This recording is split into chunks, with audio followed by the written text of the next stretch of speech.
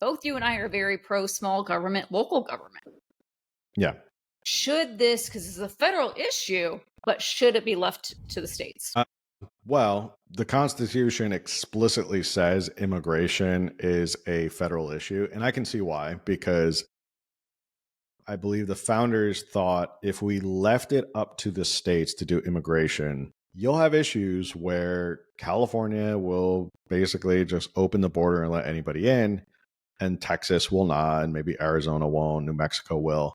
There had to be some uniformity in the idea of like immigration and people coming in and national security. Those are federal issues. Those are issues that like the unified federal government has to see over. We can't have states quabbling over immigration. So do I think like, yeah, I think because it's in the original constitution, it's what the founders intended. I think, yes, the federal government should be overseeing immigration. It should be one of the few things they oversee, including national defense. But really, that's kind of about the extent of what federal government should be doing. But I think there's an interesting argument, and I believe it might have been, was it when we had Chad Bianco on, and we were talking about the difference between like a sheriff and a chief of police.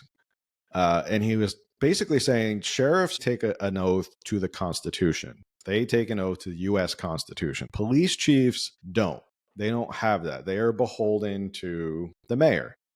They are appointed by the mayor. Sheriffs are elected by the people, and which is why they're beholden to the Constitution. So it is interesting that SB 54 says that local law enforcement can't cooperate with ICE, yet a sheriff who doesn't want to listen to them could be like, well, my argument about the U.S. Constitution and the federal supremacy clause overrides SB 54. So therefore, I'm going to cooperate with ICE. And I think they'd have a winning case. If they went to federal court and they were like, you violated SB 54, they'd be like, well, actually, I'm just complying with the Constitution, which says federal government has supremacy over immigration. I'm just working with them. I could see that, like, maybe if there's conservative sheriffs here in California, they might say, like, no, I'm going to work with the federal government. There's nothing you can do about it. I know I have a winning argument in court. Probably gone over it with my general counsel. We'd win. So what are you going to do about it?